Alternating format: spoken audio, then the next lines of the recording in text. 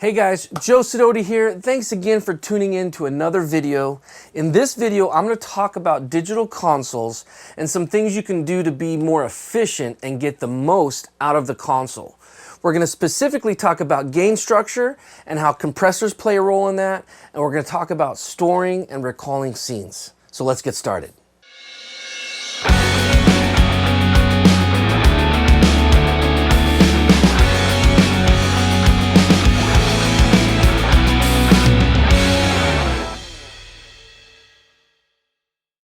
Well, as you may know from the intro video that plays before every video, this channel is all about music, and that includes live audio production as well.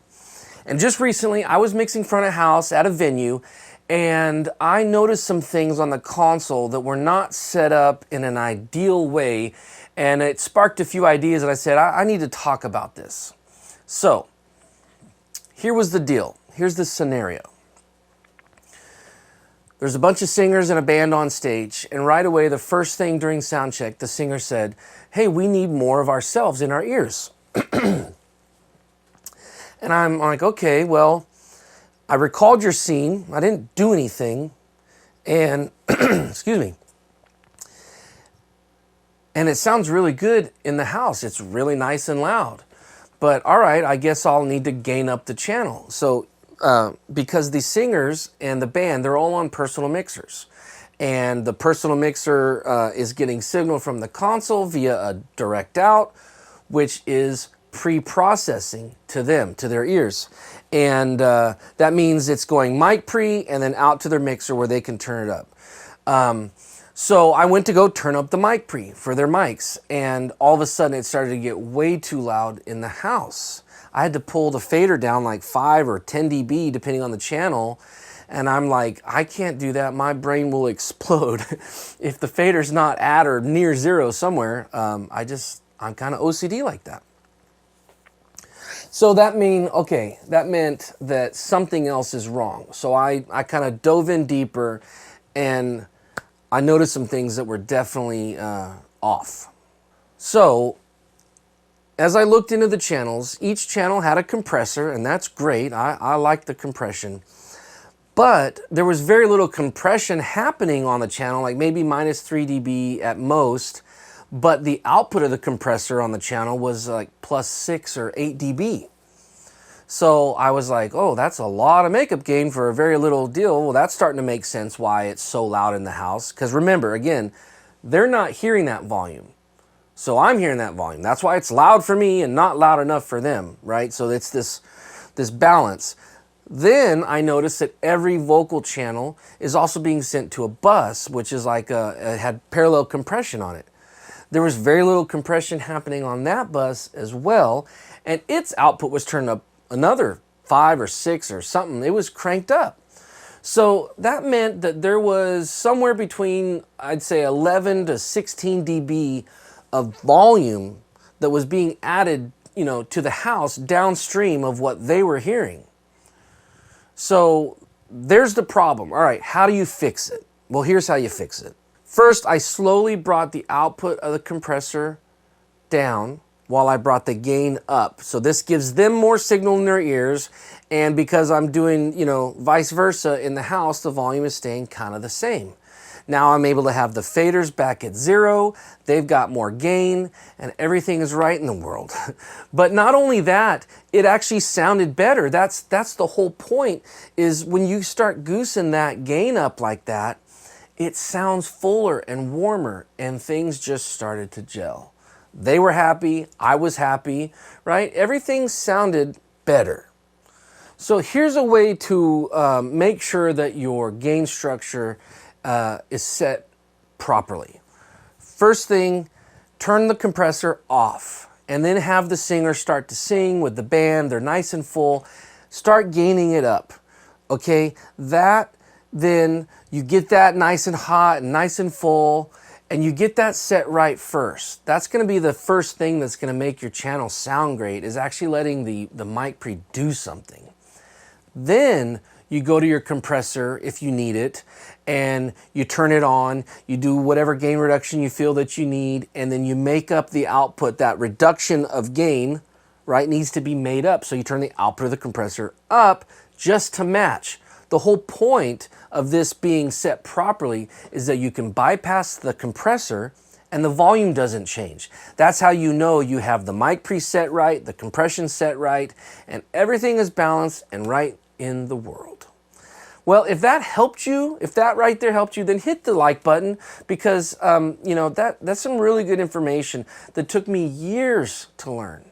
And subscribe to the channel if you want to hear more things like that. Okay, next, let's talk about scenes and recall safes.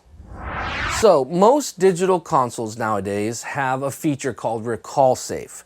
In other words, you can put a channel in a kind of a way of locking a setting, a mic pre or an EQ or a compressor on that channel so that even though you've stored scenes, when you recall the next scene, those features won't change. So it's like putting that area of the console set to like analog mode, right? It's essentially the same as having an analog console.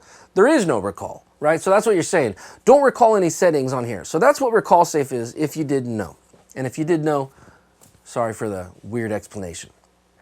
Okay, so here's an example of what you would use a recall safe for. Let's say you've got a singer or an actor as part of a show, and you've stored a whole bunch of scenes with that actor because they needed it, or the show needed it. And then that singer or actor gets sick. So then someone else comes in for a night to do the show, but that someone else sings much softer than the main person that all the scenes were stored as. That means that you're going to have to gain up this other person's mic. And as soon as you do that and you go and you gain it up, okay, it sounds good.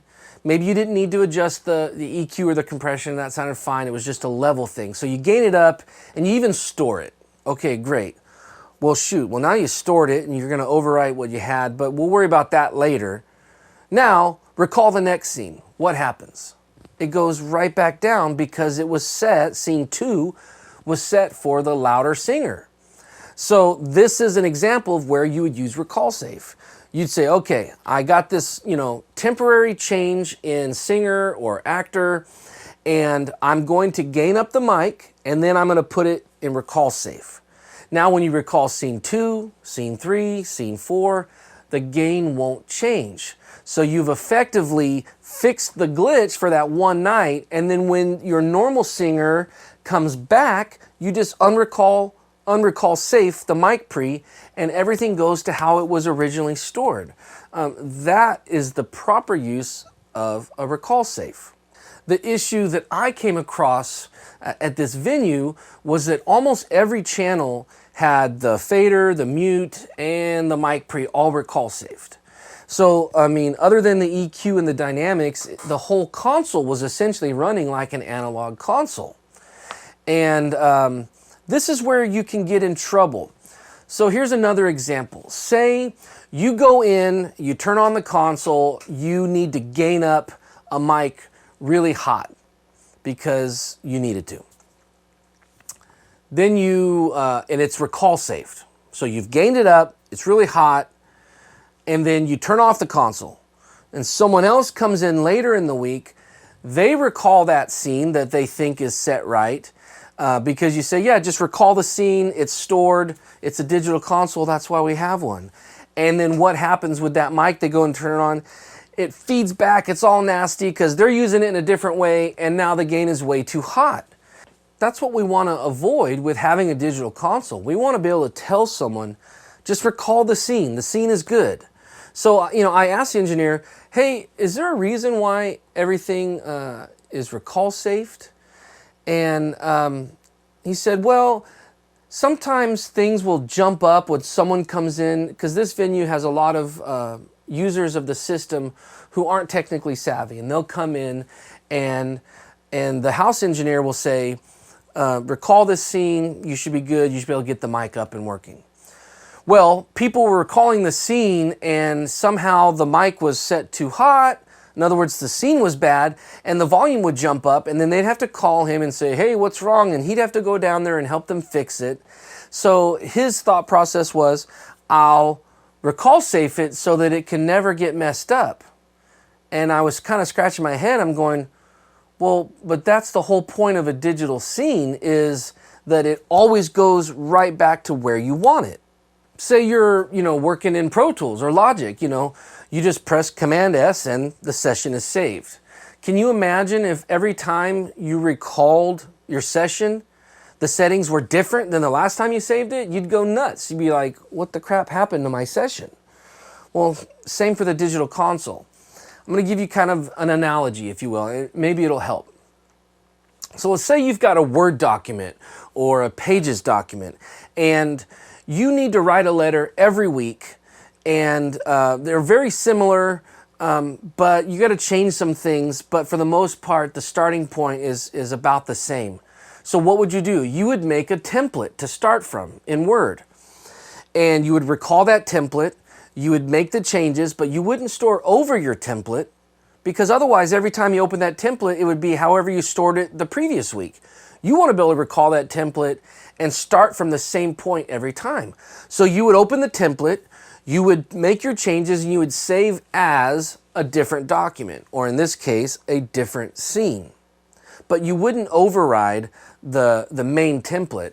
And that's what the whole benefit of a template is. It's to get you back to home base, right? And that's what we need to be looking at these scenes as, is a place to get, or a way to get back to home base. And if everything is recall safed, then you can never actually go back to where you know it's good, where you can honestly say with confidence to that person, just recall the scene. The scene is good. And that's really it. That's all I wanted to talk about. So I really hope that this information helps you. Leave a comment and let me know if it did. Let me know if you're digging what I'm putting out. And if you have any questions or you want to dive in deeper, leave some comments. Let's start a dialogue. I'd be happy to do that. Again, thank you so much for your time. I really appreciate it. And we'll see you on the next video. If you like this video, then click that like button, I appreciate it, and subscribe to the channel and help support Sidoti Sound, and click that bell if you want to be notified when I release new videos. And of course, you can find me on all sorts of social media, so be sure to check that out. All right, guys, thanks a lot.